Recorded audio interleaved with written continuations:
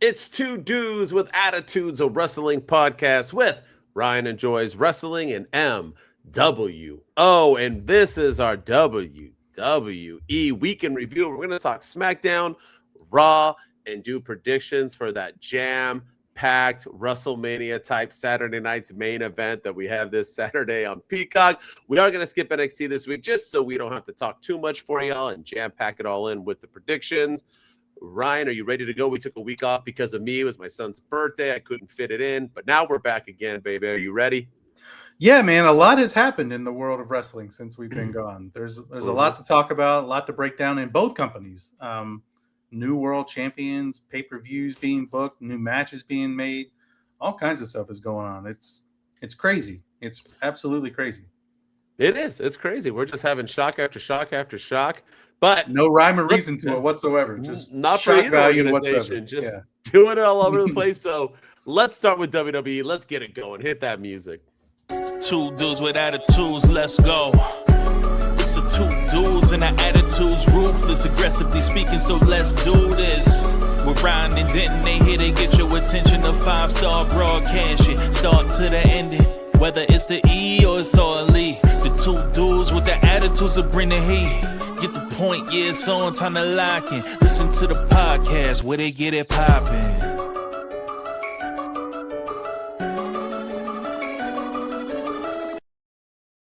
And yes, I think we are going to do an AEW episode. We're back with that too. We got to get back in it with our busy schedules. But yes, let's start off with the WWE because there was a huge shock value title change. The last time we talked to you all, Sami Zayn was pinning Cody Rhodes and a three-way with Gunther to become the new champion. And 9 days later on Raw, CM Punk shocked the world after Gunther beat up on Cody Rhodes, took his spot. CM Punk wins the belt and Sami Zayn no more. And we go into SmackDown this Friday, and basically Cody gets beat up by Gunther, loses his shot. So we open up SmackDown with CM Punk. He basically talks about, it is what it is, blah, blah, blah. I'm the champion, yada, yada, yada. And Sami Zayn can go eat an egg, right? And out comes Cody Rhodes. And you're thinking, all right, out comes Cody Rhodes. Maybe he's going to come out. Gunther's going to come interrupt him. No, Cody Rhodes just says, I want your title. And CM Punk says, cool. And we get Cody versus CM Punk at SummerSlam. And because of the way it happened, why have Gunther take Cody out? Why have Punk beat Sami Zayn? Why have Sami Zayn ever beat Cody? Why couldn't we have CM Punk return to Chicago, challenge Cody Rhodes, maybe beat him up or something and do something and lead to the SummerSlam match? Does this match even have to be for the title? And so because of all this, Ryan, SmackDown for me started with a big time low. This was not a high in my opinion. This was the first low of our SmackDown Raw preview show and review show. And yeah, it was big time because I put on TikTok, I made a post, I don't know if you saw it or not, but I said, you could have had Sami defend the title on its own against Jey Uso or whoever else. Punk Cody doesn't have to be for the title. Then you could have had Roman versus Oba. I just feel like the WWE is afraid of, because SummerSlam sales are down or whatever, to open this, but it just seemed like a very weird, like Cody was taken out so bad, Ryan, that he couldn't wrestle, but he was able to show up a few days later and challenge CM Punk at SummerSlam. Just make it make sense. Like if you're like you're gonna get your title shot, no, you'd rather just surrender it, no? That's a thing right now. Ask Oba. Yeah, I mean, I agree that this was not just a low, but probably the lowest of lows. And not only that, not only did Cody get attacked by Gunther so bad to the point where he couldn't compete on Monday Night Raw, that CM Punk took his spot, but then you come and you put Sami Zayn on quote-unquote administrative leave for the foreseeable future, only to book him in a tag team match with Gunther against CM Punk and Cody Rhodes at Saturday night's main event. Like, it doesn't make any sense what they're doing. And, I like CM Punk. I'm glad CM Punk is back. All those rumors of him being unhappy clearly were not true. So stop listening to the dirt sheets and all that crap. I don't know why we have to keep saying that. But, but does he need to be the WWE Undisputed Champion right now? What did he do?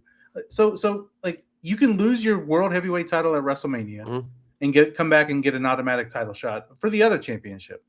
You can lose King of the Ring and get a title shot for the other champion. You can, you know, it doesn't, like, nothing is making any sense right now with WWE. And Sami Zayn, like, he got hosed big time by WWE because, you know, he won it in Saudi, and it was a great moment. It was an incredible moment. He had the belt for 9 days. His only defense was against CM Punk, who, you know, it wasn't a matter of if he was returning, it was when. And this is how we get to Punk and Cody at SummerSlam. Like, they just use Sami Zayn got the Drew McIntyre treatment. That's what it is. He got Drew McIntyre. You know, Drew McIntyre won the title off of Cody Rhodes before Elimination Chamber, and he held it for a little while, and then he dropped it right after Elimination Chamber to set up Cody Rhodes versus Randy Orton at WrestleMania. And this is the same thing. They use Sami Zayn to set up CM Punk and Cody Rhodes. And the other thing that this is a low is because you go to Raw and you have Seth Rollins versus Roman Reigns for the World Heavyweight Championship. And the story there is, hey, we were a faction. We were friends. We were brothers. Can I have a title shot? And Roman Reigns says, okay, sure. That's the story. Over on SmackDown, CM Punk comes back and says, hey, I'm the champion. Cody says, hey, the last time I had the title, I said I would give you an opportunity. So would you, but how about you you return the favor and give me an opportunity? And CM Punk says, okay, great. You want to, like, the stories are exactly the same. Like, it's just, it's the same booking. You want a title shot? Sure. You want a title shot? Sure. That's what it is. And it's awful. It's awful, awful, awful. But they both had black eyes. Oh yeah, it's poetic. So stupid. I saw someone say that was long-term storytelling. But yeah, get the out of here with that. There is no long-term storytelling anymore. No, it's awful. And, you know, we'll get into it at the end of this SmackDown segment, a little bit more of this. But another low for me, Ryan, I'm going to say low, is the sub bloodline storyline that's going on, the under bloodline storyline that's going on, and that's between Jacob Fatu, Jimmy Uso, Royce Keys, and Solo Sikoa. Let's just combine them, Ryan, from SmackDown and Raw. Basically, Jimmy and Royce Keys had a match. Jimmy won the match. Solo comes out. Fatu comes out. Fatu lays out Royce Keys. They were family too, I guess, because they used to wrestle together in the Indies. Solo Sikoa gets a chair put on his neck. He's about to do that Samoa bomb on him in the whatever it is in the corner. And he tells him, no, just make good with the bloodline. Fast forward to Raw. Solo puts up the one. Well, Jimmy and Royce wrestle again. Jacob Fatu shows up to the building in the middle of the match, goes straight beeline to the ring, and just beats the crap out of Royce Keys. Poor Royce Keys. He's like looking like a star, and they're like, not on our watch. And then Solo Sikoa comes out and basically stops it, throws up the ones, I'm back, baby, and then attacks Jimmy. They jump, Solo Sikoa, and then here comes, obviously, LA Knight to make the save. And so now we're getting LA Knight, Solo Sikoa, Royce Keys versus the Usos and Jacob Fatu at SummerSlam. And my thing is, yeah, we're getting a bunch of mid-carders, some spotlights. Okay, perfect. Royce Keys. So maybe that's a high. The low to me is, what are we doing? Like, didn't LA Knight just say he doesn't trust anyone from the bloodline ever? Now Solo Sikoa isn't a part of that? Now Solo Sikoa is we're going to try to make Solo Sikoa a babyface? Do you think that could even, like, this just does not make any sense. And I don't even know where we're going with this. Like, if you're going to tell me to do a SummerSlam prediction right now, I would tell you I don't know. Who the hell's going to win this? I have no idea what's happening. What say you? And LA Knight, man, that guy will never get a title shot. They're just moving him down the line. Not only do I not know what's going to happen, I also don't care. What's going to happen. Yes. Like, why am I invested in? Like, I'm not invested in this whatsoever. This feels like you don't have anything for them to do. Yep. You know, Roman Reigns has a meeting with Jalen Brunson apparently on Saturday night's main event. So he's too busy to be a part of this stuff. So, like, I don't know. And like, what is the WWE, man? You've been telling this story. Like, Jacob Fatu is coming to SmackDown. You need to come to Raw. Roman wants to talk to you. He doesn't come to Raw. You need to come to Raw the next week. Like, you need to come to Raw. You need to face Roman Reigns. He wants to talk to you. You're going to come. He doesn't come. Then he's finally there.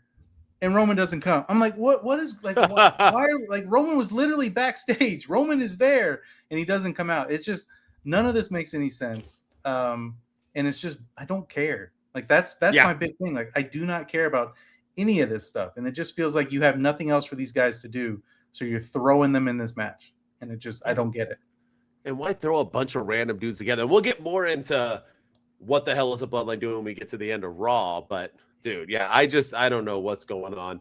So that's back-to-back lows, but you can't have all lows on SmackDown because SmackDown was a good show. There was other things that happened that were positive, Ryan.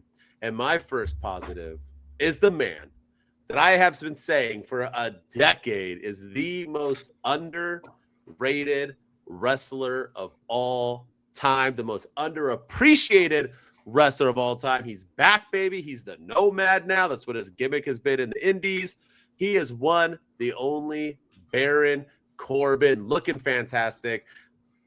I posted about it again, and people are telling me how awful he is, how his gimmicks always suck. Yeah, his gimmicks always suck, and yet he's had a super long career with the best finisher in the business. The End of Days is the best finisher. Fantastic. It should have never been kicked out of. It got kicked out of once. I forgot who did it. It wasn't that long, right before his end tenure. It wasn't Sheamus. I forgot who it was. Yeah. Was it Roman? No, he beat Roman. He was the only one to pin Roman until Roman lost to Jay like decades later. Or was it Cody? No, when he lost to Cody, right? Well, he got pinned by Roman or by Jay in a tag match. And then he lost to Cody for the title. Mm-hmm. And Baron Corbin was the only one that actually pinned. But that was when he was the big dog. But he was the last one to do it. Doesn't matter. He did. But nonetheless, Baron attacked Trick Williams and Carmella Hayes. End of Days, both of them. The crowd ate it up. And what I'm saying to you, you can tell me if that was a high. It better be a high for you.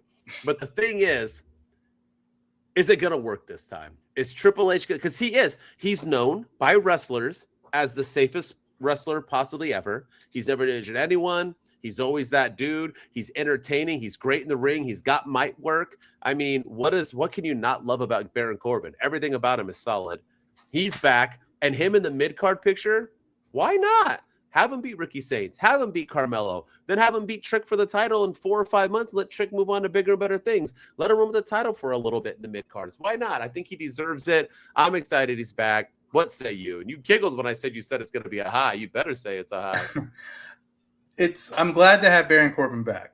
I'm gonna say that yes, him being back is a big time high, but I didn't like the crowd. I feel like the crowd didn't know how to react. Because I thought they enjoyed him. No, I thought so. Well, he came out and like he's beating up Trick Williams. He's beating up, and I felt like the crowd was silent. And like while all that was going on, and then he holds up the title, and then they give him a holy shit chant, and I'm like, they did, yeah. I'm like, are we happy about this? Are we not happy about it? And to answer your question, I want it to work, but I'm afraid it's not. I don't think it's going to. I don't know. Like I really want it to, but what is he? How is he different than last time he was there? You know, Triple H is the same guy. Triple H has gotten worse since Baron Corbin was in the WWE. And so I do worry. And Triple H is the king right now of start and stop booking. So, you know, we may not see Baron Corbin on TV for 6 weeks after this because, you know, he just doesn't feel like it. I mean, you look at like Braun Breaker right now and how he's kind of floundering. You look at guys like Royce Keys, who we were just talking about, and how he's kind of stuck in this bloodline mini feud. You look at guys like Trick and The Miz, who's fantastic, and he's kind of stuck with Danhausen doing this comedy stuff. And just, I don't know. I feel like a lot of guys deserve better than what they're getting. I am excited about Baron Corbin being back. I don't have the highest of hopes that it's going to work. And I didn't look it up. I should have before. The last time he was here, he was in a tag team, and he was getting cheered. Remember, he was leaving, and then all of a sudden he was fired. Yes, they were hot, and he was getting babyface. He was first time in his career, and then he was just gone. They released him, and it was like womp womp. But and it was like finally it was working, and then they got rid of him, and now they go back to Wolf Dogs. That's right. Then they go back to the gimmick that kind of like NXT. That's right. he goes back to the gimmick that was kind of like the lone wolf, but now it's the nomad, and like I think it could work, but I don't know. You got rid of him when he was working. You go back to a thing that the crowd didn't really like the last time it was there, and I don't know. It just doesn't give me the highest of hopes, but I hope I'm wrong. And I will say it's also a high that he was not the clone that Danhausen was putting together. Oh, thank you, Jeebus. Yes, because that was the rumor going into it. He's Baron Corbin is his clone. Baron Corbin is coming back. That's the guy that Danhausen's putting together in the backstage, and that's his little clone. I was like, if that's Baron Corbin, why would you come back and agree to that? Like, that's the dumbest thing I've ever heard. So that is a high. That part right there is a high. And it's not Big Cass because he's returning. They basically just told us on Raw. So it's not Big Cass either because he's not coming till August. By the way, miss on that or what? I know we're not on Raw yet, but why bring Big Cass back without Homeboy? I feel like that's a miss in my opinion. Because Homeboy's ready to come back. I thought Big Cass, once again, the dirt sheets, your boy Sean Ross Sapp said he was in contract for a long time. He's coming back in August, so that's not a long time. That's right around. But why not bring them back together? I believe in Big Cass. I love him. I think he was killing it in AEW, but really weird. But I wonder who Danhausen is, because supposedly he should be here Saturday night's main event, which we'll get into, but he should be returning at that, whoever the clone is. But let's get into it. Another high, the last thing we'll talk about on SmackDown. Another thing that I thought was a high, but in between Punk just granting Cody Rhodes a title shot, Sami Zayn did your little promo he talked about where he was like, boo-hoo, rah-rah, blah, blah. And then Gunther basically told Nick Aldis, who was back after his day suspension, where he basically said, yo, bro, you don't give me the title shot by the end of the night, there will be consequences. And boy, did he beat the shit out of Nick Aldis. It was brilliant. And I don't think a lot of people understand, A, that Nick Aldis' wife is fine as fuck. He's married to Mickie James. And two, he's a wrestler. He was wrestling right before he got signed. He got signed to WWE, and then they made him not a wrestler. He can go in the ring. Do I think he's like the best? No, but he can go. He's had great he's had good matches. I'm excited for it. And if you my thing is, once again, why did Gunther attack Cody Rhodes? But what say you? Because I thought it was a high because it was a cool visual. There was a low of Cody Rhodes coming out for the save, and then the TV went off air. And that happened to everybody. I Googled it. I don't know what to do. Just Cody Rhodes is coming. And then it disappears. I don't know what we're doing there and how Nick Aldis will play into Saturday night's main event. But is this a high for you, this the segment alone? Or is this a low for you because, dude, Gunther just retired Goldberg, John Cena, and AJ Styles. And even though I love Nick Aldis, now it looks like it's going to be Gunther and Aldis at SummerSlam. It seems like a downgrade to me. But the segment itself to me was a high. I enjoyed it. He beat the shit. He was working his ass. Yeah, I mean the segment was great, but I think this whole program is a low. It's just not. Like you were saying, man, you said it perfectly. It's a complete downgrade. This guy just attacked Cody Rhodes. This guy was just in the Undisputed Championship picture. He had 3 opportunities at Cody Rhodes and Sami Zayn for that matter. And he loses all 3 of them. And now he's in a feud with Nick Aldis, like out of the blue. Like Nick Aldis got RKO'd 3 times on the road to WrestleMania 41. And to the point where Randy Orton didn't have an opponent at WrestleMania, and a lot of people were like, "Oh, it's going to be Nick Aldis. He keeps RKOing him," and it was Joe Hendry. Nick Aldis has taken Kevin Owens stunners, and a lot of people thought, "Oh, Nick Aldis is coming back. He's coming back. He's going to wrestle Kevin Owens," and it was he didn't come back. A lot of people thought that Drew McIntyre and Nick Aldis were going to have a feud. Remember that? Nick Aldis kept screwing over Drew McIntyre and putting him in lose-lose situations, and that never came to fruition. So he's coming back to wrestle Gunther. This just feels completely random and out of the blue. And I want to like it. And I thought the segment was cool. Sure. Yeah, it was great. But I just don't like this feud. It feels completely like we don't have anything for Gunther. How about, remember when he wrestled Pat McAfee out of the blue after WrestleMania? That's how this feels. That's how this feels. This feels like he's wrestling Nick Aldis out of the blue. Nick Aldis is randomly coming out. Maybe it's to retire him, and this is his retirement match. Ding, ding, ding. And, that's what they're doing. But but he's still going to be the GM. So like, but why is he coming out of retirement just to go back into? I don't know. It doesn't make any sense to me. I don't understand it. But I think to wrestle him, Gunther's going to say, put something up. Maybe he'll retire him as a GM. Maybe he has to leave Smack. Maybe he's doing something else now. I don't know. But yeah, but I still thought it was a high. I like the segment was cool. I'm excited to see Nick all this because Mickie James has said multiple times that Nick wants to wrestle, just the WWE wants him to be a GM. So he wants it. It's not like he's injured or anything. He can go. So he was at the first All In event. He wrestled Cody Rhodes. Yes, he was. Yes, he did. Yes, that's the NWA World Championship. Yeah. That Cody won. So, all right, let's get into it. Monday Night Raw, baby.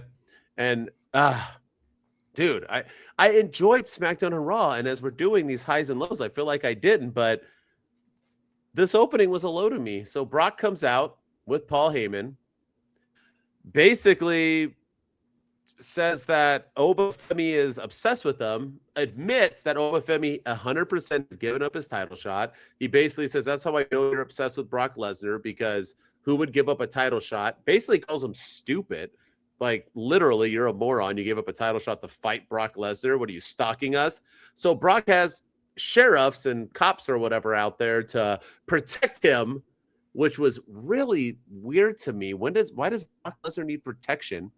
So Oba comes out, huge roar. Oba's probably the most over guy in WWE right now. Beats the shit out of all the sheriffs.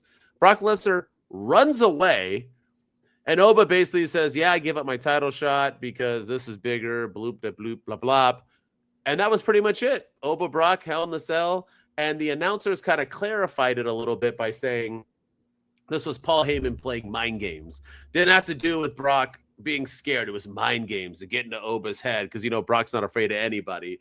But this was a really big low to me. This isn't like we talked about it the last episode we made, Brian, where we talked about this should not be a Hell in a Cell match because a Hell in a Cell is the end all be all. These guys have been feuding forever. They've had 2 matches. It's 1-1. They want to get at each other. You put them in a cell. It's going to be brutal, bloody, mayhem. Brock Lesnar running away like a chicken shit is not the way you hype up a Hell in the Cell. Shit. When Shawn wrestled Undertaker for the first time, that's not what happened. Shawn wasn't chicken shitting him. Shawn was beating it to Undertaker, sneaking up, beating him up, jumping him, getting him ready for that. And Shawn was the biggest chicken shit heel of all time at that moment. So yeah, I don't know. I didn't like it. Maybe you did. Maybe you saw something else and you dug it. Oba Femi had another good promo, I guess, but Paul's good as always. But I don't know. Calling Oba a dumbass for giving up his title shot and then running away from him just didn't get me blue chewed up for this match at SummerSlam. Yeah, I think, I'm in full agreement. This is a low, especially to open the show. But it was just, like I'm not any more excited about this match than I was already. It didn't do anything for the hype level, to me at least. And like, if this is Brock Lesnar's last match, if this is his retirement match or whatever, there's like, and it's in his hometown of Minneapolis, this is how you're booking him?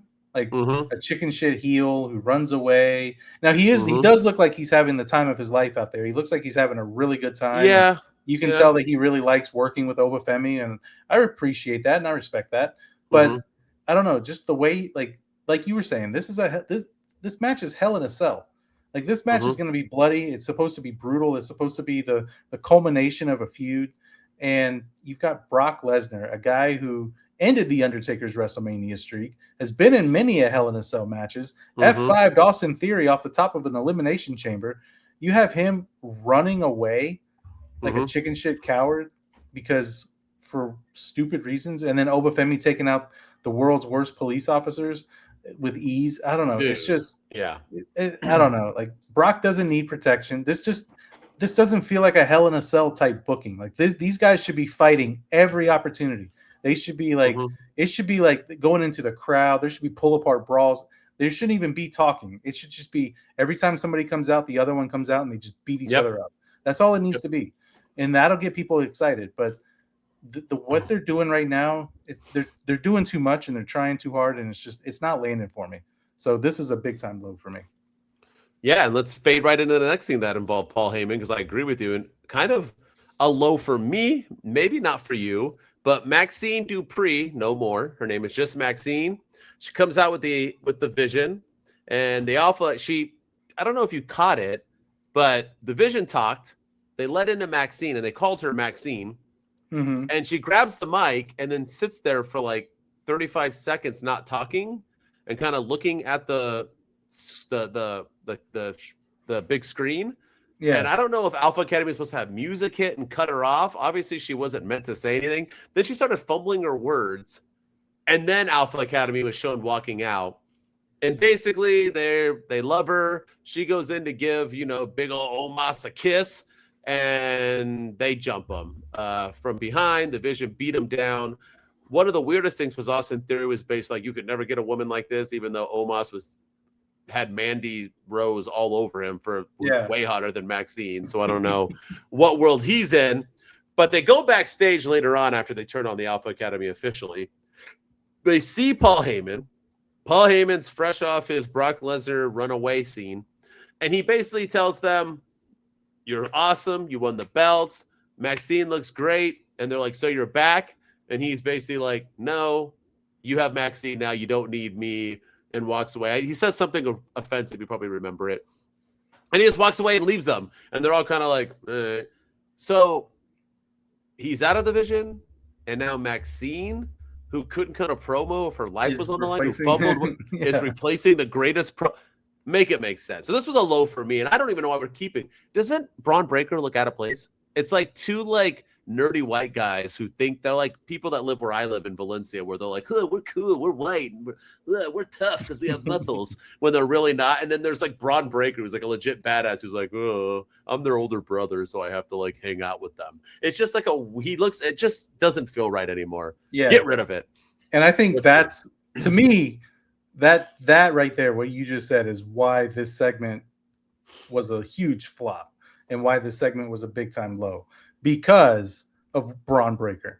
I love Braun Breaker, and Braun Breaker deserves so much better than what he's getting right now. Yes, he's one half of the tag team championship. Great, whoop-de-doo. But and he speared Otis, and it was really cool. Great spear. Yeah, it was a great spear. Yeah, Otis. I said Omos like 8 times. Sorry. Otis. Otis. Why did I say Omos?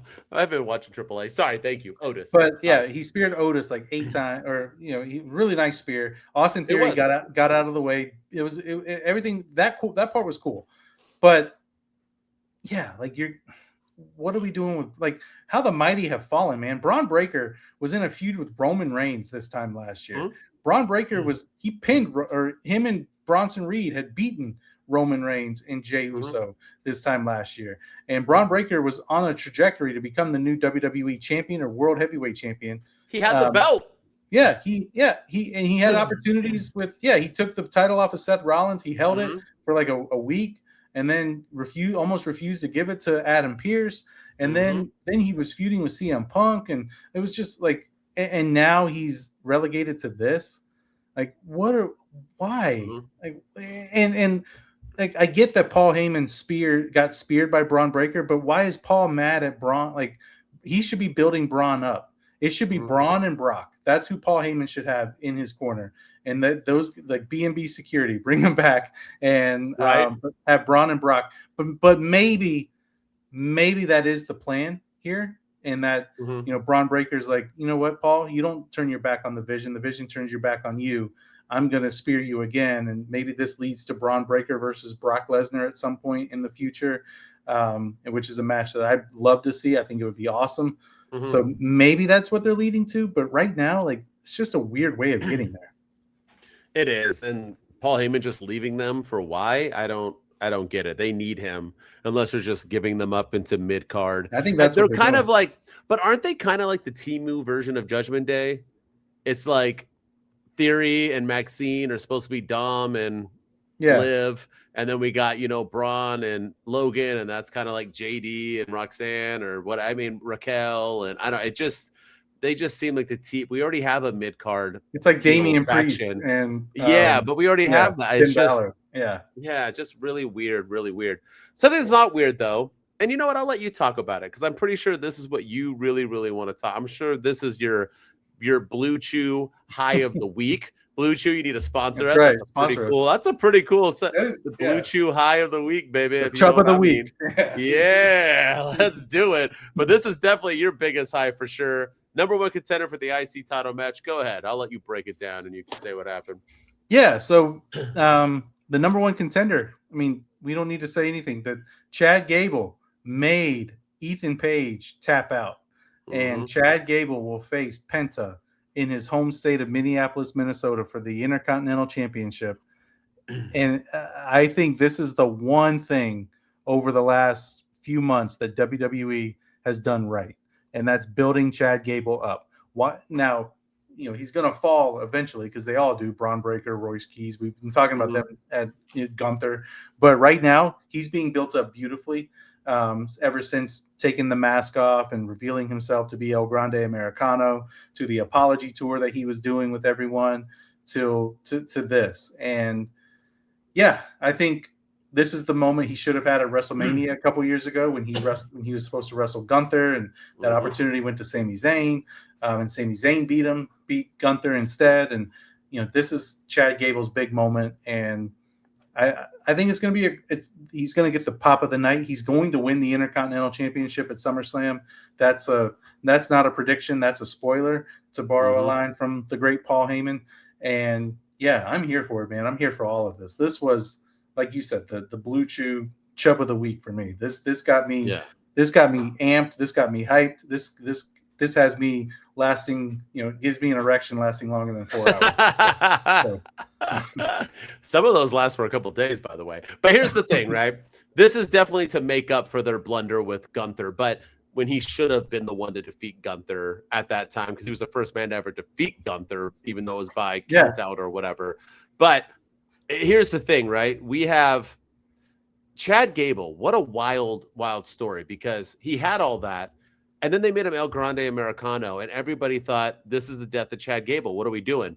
And he gets injured, and all of a sudden we get all these other dumb Chad Gables, you know what I mean? Or Chad Gable, sorry, El Grande Americanos. And then we get Chad Gable returning as El Grande Americano, which then people were upset about. And then he beats loses the Kaiser's El Grande Americano. And what people are saying is the match of the year at AAA, to then take his mask off, and now it's like he never missed a beat. This guy got injured and took on one of the dumbest gimmicks ever that everybody was mad about, and is now going to reap the benefits, and he's going to beat Penta. Penta's been a mediocre IC champion. No offense to him. No, just is what it is. He's going to lose. He's had a great reign. His reign's been awful. Those people are blind to Penta. But yeah, so Chad's going to win and get his moment that he should have got when he was hot a couple of years back, or a few years back with Gunther. It's just wild how the world works. But yes, this was definitely a high, and I didn't even have him winning this match. I was kind of like, oh yeah, I guess he should have won. I didn't even, because there was Ethan Page, there was other people, Javon Evans, there was people in this match that I thought, Dom maybe. I was like, there's people that could like get this, have this opportunity. I didn't even think Chad Gable, and he won. I was like, oh, right on, good for him. Cool. That's kind of how I was. Like it makes perfect sense that he won. But I was also, I really thought we were going the predictable route of babyface Penta versus heel Ethan Page. They had that match at Saturday night's main event a few months ago, and for the IC title, and this is Ethan Page's opportunity. But no, man, I think I didn't like that they made Ethan Page tap out. I feel like they could have done it a different way, but it's also to build up his ankle lock. I get why they did it, but I thought this segment was great, and I think this match was, Chad Gable's this guy. He can turn chicken shit into chicken salad, and that's what he's done multiple times throughout his career. Shorty G, everything he did with the Alpha Academy, him and Otis should not have gotten as over as they did.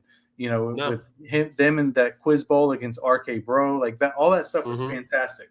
And then El Grande America, all of it, man, it's been fantastic. And so I'm happy for Chad. I agree. All right, let's end Raw. Sorry. On a high, in my opinion. Let's see if you agree. But we had the Seth Rollins Roman Reigns contract signing, which basically turned into a Roman Reigns verbal abuse episode where he basically took it to Seth. Seth came out trying to run his mouth really quick, and Roman basically said, what are you going to do, Seth, when you win that belt? What are you going to do? Drop it due to injury in 3 months? Crowd ate that up. Basically came back in and said the only time you can win a title is when you have a Money in the Bank or you fake an injury to cash in that Money in the Bank. Crowd ate that up. And then basically Roman said he's better than him because Seth Rollins a bitch. And then Seth went to go beat him up. Roman Superman punches. He misses. Turns into a pedigree, which was beautiful. And to the curb stomp. And Seth Rollins stands on top. So Roman wins in the verbal. Seth wins in the physical. And what I liked about it was that I didn't give a shit about this match. And I know I probably should, but these guys have wrestled a boatload of times. And Seth's whole gimmick is that Roman's never beat him. So that's basically telling us that Roman's going to beat him. I don't have a lot of into it, but now I'm kind of intrigued. But I'm a little worried, Ryan, because we've seen this before. We saw CM Punk and a certain Roman Reigns have a pretty good feud and a verbal thing. Their first promos they had together, and everyone was like, yeah, you're wrong, Denton. This match is going to be good. And then they had no more buildup because Roman will disappear, just like Seth said. And so if they continue this, I'll be hyped for the match because I'm hyped now. So this was a high for me because I thought it was a fun way to end. I like that Roman got personal with Seth and basically called him out for being an injury-prone little bitch. So I dig all that, and I like that Seth got the upper hand and took it to him because he always beats Roman Reigns. It was a nice little storytelling, nice little build-up, and I liked all the video packages before, showing them as the Shield, showing Got them, to see John Moxley on Monday Night Raw. Yes, you did. Boy's coming back soon. So, yeah, it was nice to see all that. What say you? Did you like the close of Raw? Is it a high for you, a low? What do you think? Yeah, I thought this was probably the segment of the night on Monday Night Raw. Mhm. The most anticipated segment of the night, of course. But my only thing, and I'm going to give this a high-low, a low-high. And the reason why is because everything about it was great. The segment was great. The promo was good. Roman verbally assassinated Seth Rollins. I thought Seth hung with him for a little bit, but then Roman just, went in there, and in everything he said was 100% true. Mm-hmm. Seth is injury prone. Seth does injure other people. Seth only can win when he cashes in Money in the Bank, like he did on Roman at WrestleMania and like he did at CM Punk last year at SummerSlam. Yep. He had to fake an injury, like all this stuff. It was good stuff. And then Seth Rollins beats the hell out of Roman Reigns. Great stuff. But where's the bloodline?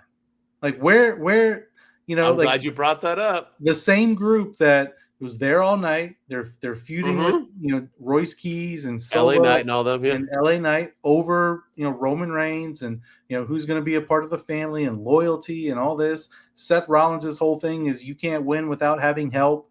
You've been alluding to that throughout this whole feud and like why not have at least the bloodline come out and chase Seth Rollins off or something and have Seth Rollins be like, see, I told you, you can't do anything without help or something. I don't know, something. But at least Fatu, who's said he does everything for Roman. He's like stated that. Yeah, and they're nowhere to be found. And that's not the only time that's happened. That happened with CM Punk. That happened with, in the match with Jacob Fatu. That happened with, almost every match that Roman has had, every segment Roman has had, which I get he wants to be on his own. But you're telling this story with Roman and the bloodline, Roman and Jacob, Roman and his dynamic with Jimmy and Jay. Yeah, you have Roman and Seth who have a history together against the, with as the Shield, and Seth took down the bloodline. Seth is the reason Roman lost the title. Seth is the reason he doesn't have Paul Heyman anymore. Yep. Why not incorporate the bloodline into this feud somehow? And I think it would give it even more life and even more juice than it already does. So that's why I'm giving it a low high or a high low. I think it was a great segment, but it just missed having the bloodline. And I know we still have a long way to go to get there, but I still think you got to get them involved right now to get people to care. Yeah, and hopefully they do on the next one. Seth's not going to get the upper hand every week, right? And so when they have another one, and I hope they bring up what you said. I hope they didn't really bring up much that Seth turned on Roman, right? Hit him with the chair. They didn't really bring up a lot that he took Paul Heyman from him and turned on him to start the vision. Like, I hope these things are brought up because they do have a history. Yeah. But I want to see that history. So, for sure. All right. All right. Well, there's our SmackDown Raw weekend review. Let's get into some predictions. You ready? Yes, sir. Let's do it because we have a Saturday night's main event where I have realized the WWE has given up on this. It's no longer the Saturday night's main event it used to be, and it's in Madison Square Garden. What are we doing here? We're going to open up with this. Roman Reigns, Jalen Brunson are not having a match. I don't know if they're having a sit down. I don't know if they're hanging out. I don't know if they're talking about basketball. Do you have any inclination of what you think is happening? I have nothing. Because is Roman a good guy or a bad guy? We're going to have Jacob Fatu come out and threaten Jalen Brunson? Is Brunson going to say a snarky remark? Like, the only thing I could see happening is what happened to that. What was that actor's name that was on Raw a few weeks ago that Jacob Fatu just annihilated? Oh, yeah. The guy from the John Cena movie, which was pretty good, by the way. Eric, the brother movie. Eric something. Yeah, Eric right? and Adam Andrews. Eric, right? Is it an Andrews? Something like that. Yeah. That's what I think is going to happen. I think we're going to have like a segment with Roman and Jalen Brunson. They're champions. Maybe Roman gives Jalen Brunson a custom WWE championship, and Jacob's in the ring with him, and Jalen Brunson's kind of looking at him funny, and Roman like does the signal, and Jacob Fatu takes him out in front of that, and they get heat or something. But I don't. But I also, think the Knicks will let Brunson take a. I don't think so. See, that's the thing. He can't get injured. He can't. Yeah, I mean, I get it. That's the only thing I could see happening. But like you said, he can't take a bump. But also, that would make Roman a heel. But I feel like he's a babyface because the crowd loves him, even though his character's a heel. So I don't really. That's the only thing I could think of. But even that doesn't make a lot of sense. So I don't really know what to expect from this. I think it's going to be exactly what you said. I think it's going to be him putting a belt on him. It's going to be stupid, pointless. It's going to be Roman walking out for 20 minutes, Brunson walking out, and then he's going to put the belt on him, and Jalen will like acknowledge him or something. It's got to be something like that. Can we go back to the days of selling? Like, not just in the ring, but like Cody Rhodes got annihilated by Gunther just last week on Raw to the point where he couldn't even compete for the WWE Championship that night against Sami Zayn. And he shows up on SmackDown completely fine, smiling, not like laughing, high-fiving everybody, not in no bandages, no nothing or anything. And Roman Reigns gets his ass beat by Seth Rollins, gets curb stomped on Monday Night Raw. Like, can he come out limping or something like with Jalen Brunson? Right. He's gonna come out standing tall. And like that beatdown never happened. Yeah, I agree. I don't know. I think this is going to be super pointless right before. Yeah, it will be 100%. I think. Yeah. All right. Now you're going to predict the order. This what you think or what? Oh wait, yeah. I think that Jalen and Brunson opens. Oh, you think that opens? Oh, you already started. All right. Get the crowd hyped. Yeah, and this is the first match of the night. All right, let's do it. First prediction of the night. We got Bayley versus crackhead Lyra Valkyria, who walked out with holes in her shirt, hair messed up, looked like a weird Nikki Cross ring crossover. I don't know. I have no idea what's happening or what happened to Lyra or who's I don't know. But what say you? Who do you got, Lyra or Bayley? I think this is the Bayley swan song in WWE. I think this is the beginning of the end of her time in WWE. And I think she's going to put her friend over, and I think Lyra Valkyria is going to get the win. And Bayley's gonna, I don't know how much time is left on her contract, but I do think she's coming to AEW before everything is all said and done. And I think it's going to be sooner rather than later. Mercedes Moné keeps hinting at it on social media. She mentioned her in the press conference at the last pay-per-view. I do think that Bayley's time in WWE is coming to an end. And I think she's going to put over her friend Lyra Valkyria on the way out. So Lyra gets the win. Same exact. Lyra wins, and I think Bayley is going to AEW, and I think it's best for business. I think she needs to leave. I think the WWE has mistreated her. I think she could easily be considered top 5 all-time female wrestler. Top 10 is undoubtful. I mean, undoubtedly, she's top 10 all-time. Bayley is that good, and she just hasn't been used, and I think her versus new champion Mercedes Moné, it would be a lot of fun, and Bayley versus anybody else. Maybe just do a straight Bayley swap for Britt Baker and let Britt come to WWE because she needs to leave, and have Bayley go over there. Life, it is what it is. But yeah, I got Bayley losing, Lyra Valkyria winning as well. Yep. Maybe she'll sniff some coke off of her. All right, we got next up Danhausen versus JD McDonough in a no disqualification. I thought it was a street fight. Maybe it's a no disqualification. Nonetheless, who do you got, and do we see the clone? I think Danhausen gets the win. I I don't think we see the clone. I think they're going to reveal the clone on SmackDown, but I don't think we see it here. But I do think Danhausen gets the win. And in the most pointless match of all time. No, and Danhausen's going to win. What are we doing here? What are we doing? JD McDonough is so talented. Judgment Day, losing to Danhausen? Like, what are we doing? He's gonna get that New York treatment because he helped the Knicks get the victory. Oh, yeah. And they're in Madison Square Garden, so he's gonna get the pop of the night for sure. And yeah, but still, this is gonna be a good match, but it's pointless. Yeah.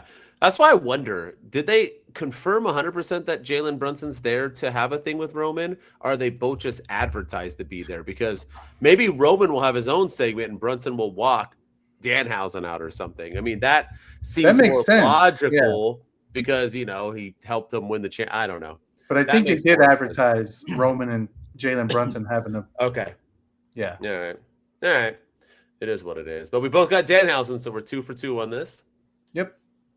Next up, the women's championships. We got Brie Bella and Paige, who's still fine AF, versus Fallon Henley and Lainey Reed of Fatal Influence. Who do you got?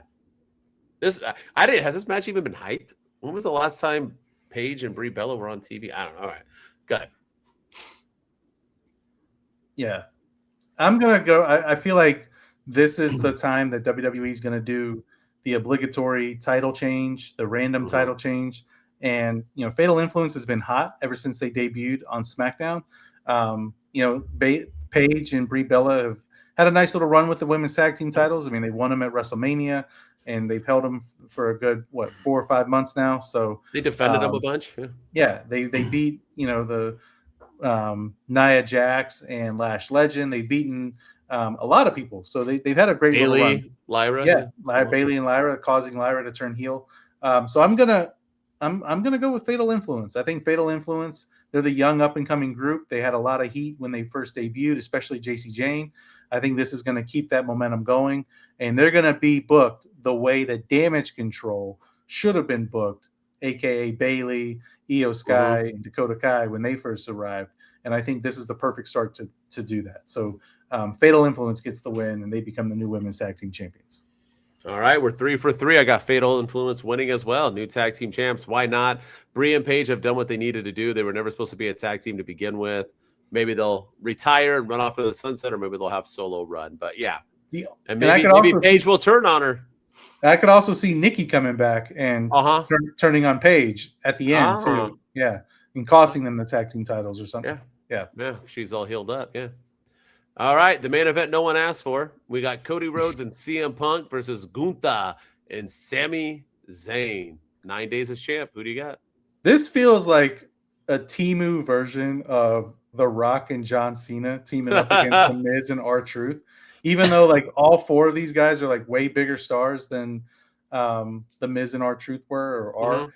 But yeah, this feels like a version of that. But I'm gonna go with Punk and Cody. They're gonna get the win, and it's gonna be because Nick Aldis comes out and costs Gunther the match, and Gunther's gonna get pinned. Sami's gonna be protected. He's the last real good guy. He's gonna continue that gimmick, and maybe he's confused as to what happens, why Nick Aldis is doing what he's doing or whatever. But Nick Aldis is gonna cost Gunther the match, and that's how we get to Nick Aldis versus Gunther at SummerSlam. My man, we're 4 for 4, and I have it the same exact way. I think that's the only outcome. There's no way Gunther and Sami are going to win. So, yeah. And I think Nick Aldis has to play a part. This is the part. Sami ain't getting pinned, and Gunther will keep taking L's. So, yeah. That's what I got. Yeah. All right. I'm trying to see if Roman and Jalen have been advertised for the show together, like in the segment. I feel like they were, but you brought up a good point that maybe they're just going to be there and they put them in the same graphic. But, yeah, hopefully. We'll see. Yeah. Only time will tell. Not that long from now. So this Saturday. All right. There's the predictions to take to the bank, and we were 4 for 4. So we agreed on everything. Let's close it out real quickly. We got the LVD and the MVD of the week that we do every week. It's our least valuable, most valuable dude or dudette. Doesn't mean we hate or love them. It means they were the worst or best booked for the week. Who is your LVD from Raw and SmackDown, brother? My LVD is none other than the guy whose name you say and he appears, except when you need him to win a match, and that is one Joe Hendry. This guy, first, like, what has happened to him? This guy came in with so much fanfare. The Paul, can we fire Logan Paul? Like, he had a good song. It was a good moment. It was a cool thing. That's like a month ago. Yeah, and then he disappeared. He just vanished completely.